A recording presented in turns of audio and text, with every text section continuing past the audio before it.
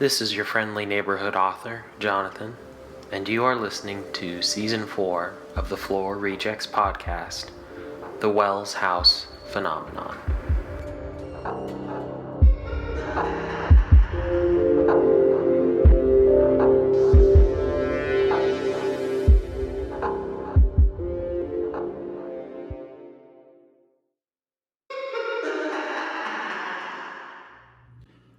Welcome back to the Floor Rejects podcast.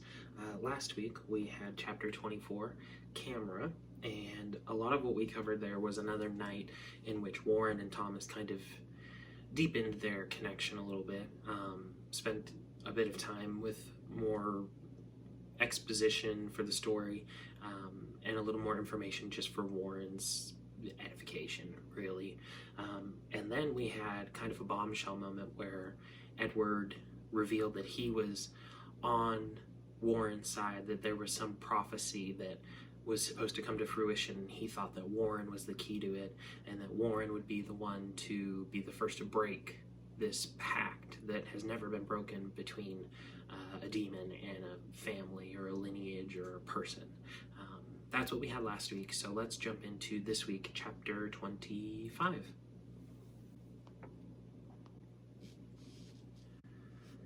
Chapter 25. Action.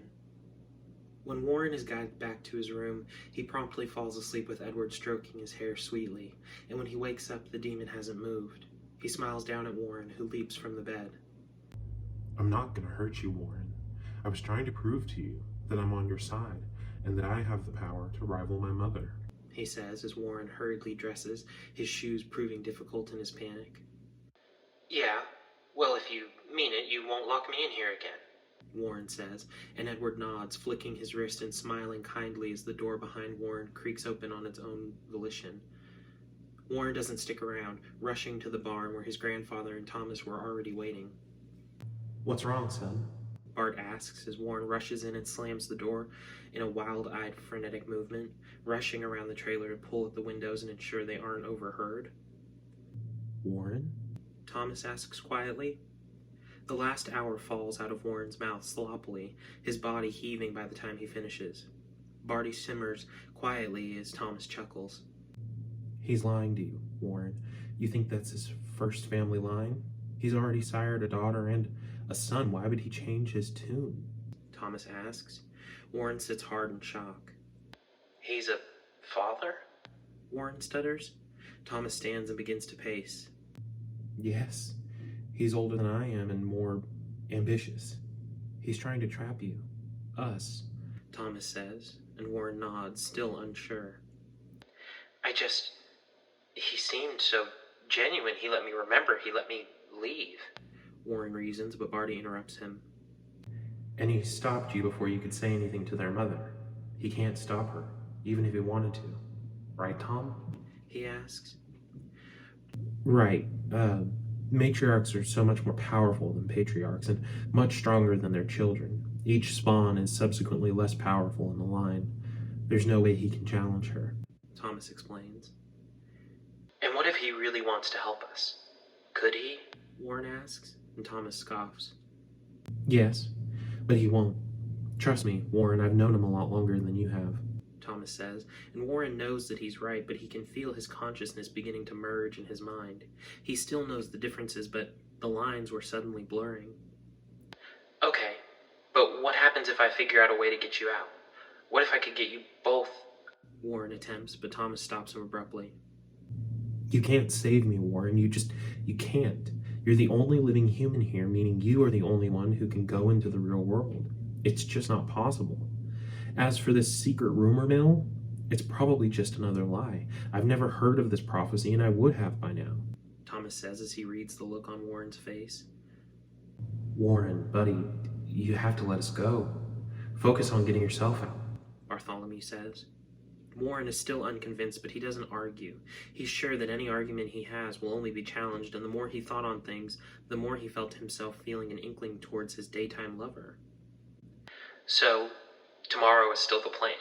Warren asks, and the two men nod. I guess I better say my goodbyes then, huh? Warren says. Warren, Thomas mutters. No, need to. Grandpa, I wish you'd been around when I grew up. I needed you. I missed you, but I know why you didn't stick around. I miss you. I'm sorry. I can't. I know. Come here, kid. Bart finishes and holds out his arms. Warren automatically goes to him, and when he gets close, he can feel warmth, and then the old man's arms are around him and he can feel him. He laughs, tears welling in his eyes as he savors the feeling, his face tucked into the old man's flannel shirt. How? Warren asks. But as he leans back, Bart begins to fade, a smile spreading on his face as he glimmers, his body disappearing before he can explain. He can only conjure the energy to become solid for a few moments before he fades. That's how he pushed you over the railing, pulled you through the wall. He just can't last that long. Thomas says quietly as the world begins to rumble. And you? Warren says, sitting down next to Thomas in the banquette. I will miss you. The real you, Thomas. I appreciate your kindness. I needed you, and I didn't even know it, Warren says, as their faces draw closer. You have no idea how much the opposite it is. Remember, when you come back, I'll keep you out long enough to break the pact, Thomas says, his lips pressing against Warren sweetly, his face trembling as a steaming tear rolls down his cheek. The room fills with the telltale black smoke, and suddenly Warren is back in his room, in Edward's arms, sighing as he wakes up. A small sadness rolling from his mind, he chalks it up to a nightmare and heads to breakfast. Thomas, your casts! Warren exclaims as he walks in to find Thomas up and about, walking and moving unimpeded. Thomas smiles, his face glowing brightly in the daylight streaming in. Yep. Doctors said they'd never seen someone heal so fast, he says, and Warren holds this energy, chatting with his friend as Lila operated in the background, a sour look on her face. When Edward comes in, Warren is engrossed in conversation with the younger brother, and Edward can barely get an invite to work out with some more sighting before the two of them are back to talking. As breakfast draws to a close, Warren tries to clear his plate, but Lila comes over, snatching it from the table. Thanks, Lila, Warren says in a small voice, her vibration on a completely different level than normal. Of course, Master Wells, she borderline hisses, going back to her dishes. Thomas gets an odd look on his face, but Warren doesn't pry, instead grabs his sneakers and heads outdoors, where he's surprised to find both brothers already working on the siding of the house. Warren watches, enjoying the show as he hands them tools, screws, and nails while they ask for them, the smoke from his cigarettes drifting up and around his head lazily. Brother, we need a ladder to get up to that last section, Thomas says after a few minutes, and Warren finds it refreshing how kind his tone is. Even Edward does a double take, gesturing lazily at the barn. Care to join me, Warren? Thomas asks, and the man pops up, happy to be of service as they walk towards it. Warren, I really appreciate how nice you've been to me, even with Edward piquing your interest. I know how difficult it's been for you to balance all of us, Thomas confesses as he pries the barn doors open, flecks of hay and spiderwebs fluttering in the sunlight. Of course, Thomas. You were also kind to me when I needed it, really. You helped me completely forget that my grandfather was even gone, Warren says, and Thomas smiles almost through Warren. I think the ladder's up in the loft. Follow me, Thomas says, and Warren follows him up into the dusty, sweltering attic of the building, looking around for a moment before reaching down and pulling on an old, rattling aluminum extension ladder. Warren looks back over the edge, his vision bobbing as he looks down on the truck bed and camper roofer. Warren, it's been a pleasure living here with you, Thomas says oddly, and Warren, unsure how to respond, simply smiles. Thomas yanks up on the ladder, the floor shaking as he frees it, and then seems to lose control of it, the end of it coming free and sliding back, knocking into Warren's ankles, pushing his feet out from under him. He slams down hard on his chest, scrambling for a hold as his body slides over the edge, his legs dangling in space. Thomas! He chokes as dirt fills his mouth, and Thomas turns towards him, a heartbroken look on his face as Warren's grip slips, his feet flailing and pulling him further towards the edge as he tries to grip the wood with his splintering nails. Warren kicks harder, trying to get some leverage off the floor from the underside, but a nail head sinks into the soft skin on the underside of his arm, and with a throttled squeak he lets go in shock, his brain confused on what to focus on, and he's in free fall. For the split second that he falls, he finds the feeling unplaceably familiar, but then his left arm slams down into the roof of the truck, his legs swinging down and kicking out the back glass of the cab as his head bounces off the metal. He screams in agony when he looks down to see a splintered bone sticking out of his arm and blood running down his legs. Warren! Thomas yells, almost robotically, before screaming his brother's name out the small window at the peak of the building. He sounds calm through the scream, and when he scrambles down and into the truck bed, Warren, through his pain, is struck by the way the man can only repeat, It's going to get better. over and over. Edward! Warren screeches, needing more help than Thomas seems able to provide. He's seething inside, not at Thomas, but at his body for sending him into this whirlwind of pain from a 10-foot fall. The huge man comes running into the barn, his face ashen as he sees his lover strewn out on top of the truck. What happened? He roars at his brother, who shoots him a strange look that calms the man. Let's get you up, Warren. Where's your telephone? He asks, and Warren gestures with his uninjured arm in his back pocket. Edward fishes it out, and after staring at the screen for a moment, hands it to Warren as he gathers the broken man up in his arms. Warren holds down the key for an emergency call and throws the phone to Thomas, moaning in pain. Thomas stares at it strangely as Warren's vision swims. I called 911, just tell them where to go, he yelps, as Edward lays him in the passenger side of the truck, firing it up and gunning out of the structure down the lane. Glass tinkers down onto Warren's face as the truck bounces painfully down the driveway. They are on their way, I think, Thomas says, leaning into the cab and setting the phone on Warren's chest. Warren can feel the pain shutting his senses down. The world is growing dark at the edges as he looks up to Edward, who looks down at him with a 1,000-mile stare. When he blinks, suddenly there is no one in the driver's seat, and the sky rolls past the window frame. He struggles up in a panic as the gate posts roll past him, and he turns to look out the broken back glass, and he sees the two brothers standing at the edge of the driveway, the gate closing in front of them as the truck rolls to a stop in the middle of the road, idling roughly. What the? Warren mutters as the sound of sirens ring in his ears and his vision goes black. He can hear a car roaring towards him, but the pain of the brake and cuts keeps blacking his thoughts out. When someone starts talking to him, trying to pull his consciousness back, he looks up to a strange, uniformed person. What happened here? Are you hurt? Sir? Sir? Stay with me. The man is trying to call Warren's mind to attention, but he can't manage to keep his eyes open as his head pounds and the blackness of consciousness disappears in his mind. Okay, what do I like about this chapter? Let's be quick. What if we were quick?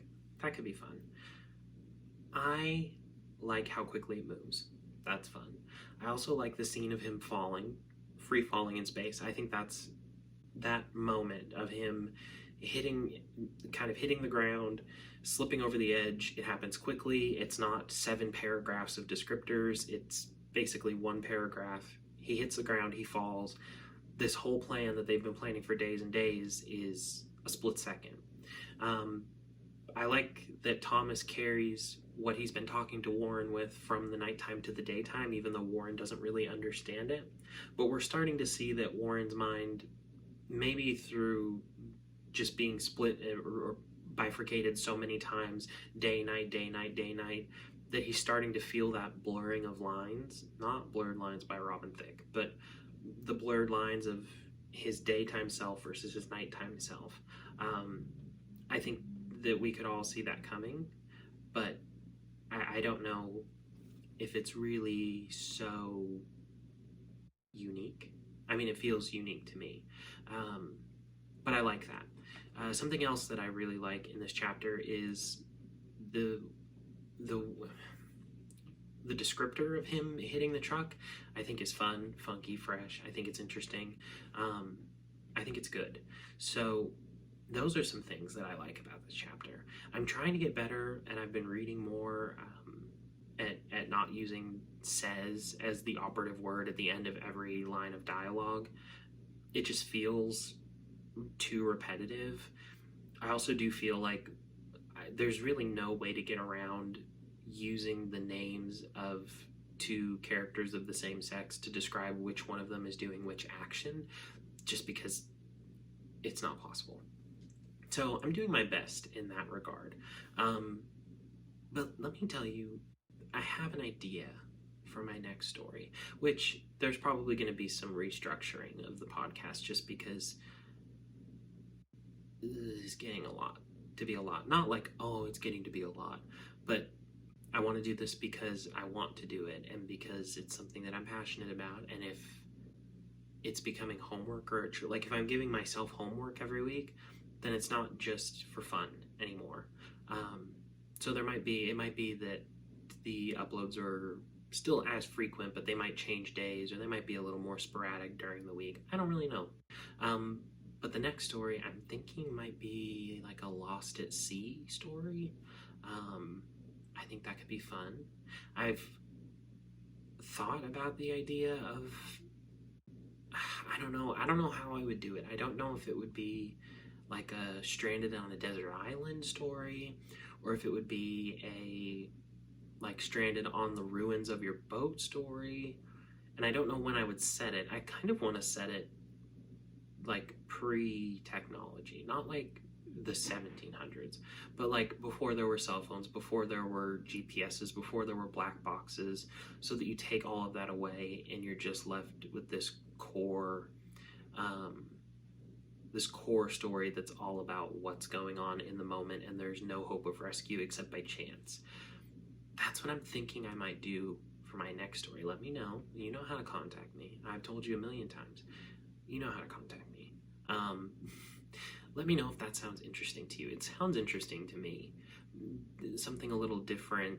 The other thing that I like about that is it limits where the character can and can't go. So because you shut the world down to such a small area, it does make the repetitiveness a little more sensible, if that does that make any sense? Like sometimes I feel like the stories that I tell, they take place mostly in one area, even though the whole world is open to the characters. Like not so much in Drabble, but in this one, Warren could go out. He just doesn't very often, mostly because it's not that important to the story.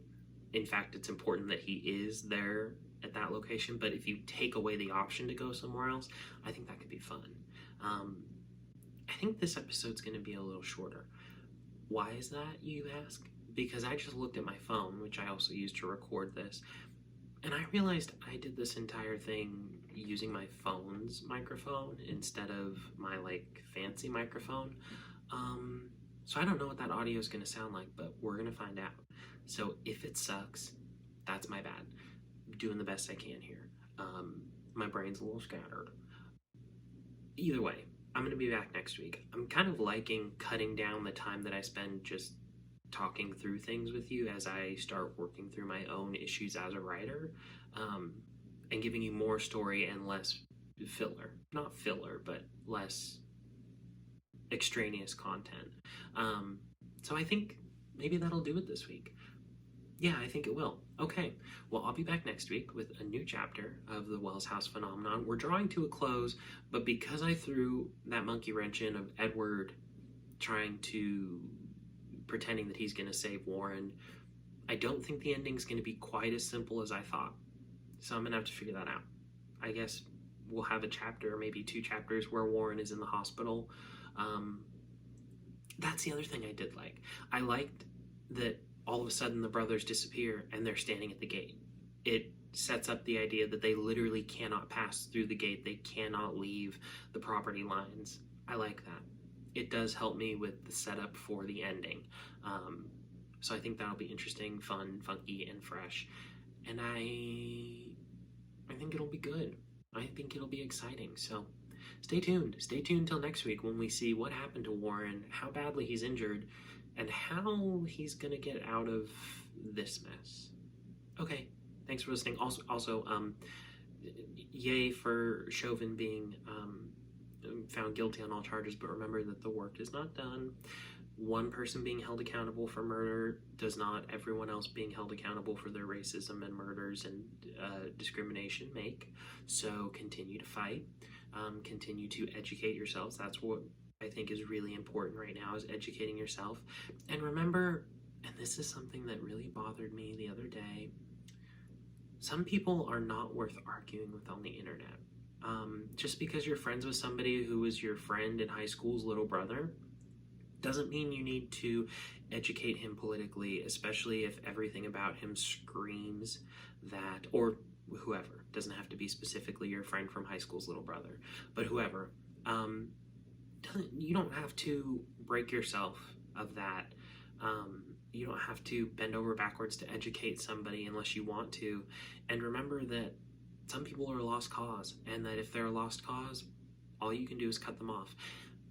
And bravely, I'd like to say, if somebody expresses views that are racist, homophobic, transphobic, ableist, any of the homophobia or any of the phobias or ists, and they're not willing to listen, and that their opinions are not seeming to change, or that they have just horrible opinions, the best punishment you can give them is no longer giving them your attention, because people feed off of things like that. And I think if you attempt to educate and then realize that your fruits are not bearing, let them go, because they're not worth it. At least to me, I would rather send the message to whatever group of people that he or she or they, well, yeah, I guess a person who uses they them pronouns could be problematic. Whoever that person is, the best thing that you could do to signal to whatever group they're trying to oppress is to cut that person out and to no longer feed their desire to be an energy suck. So that's my quote of the week.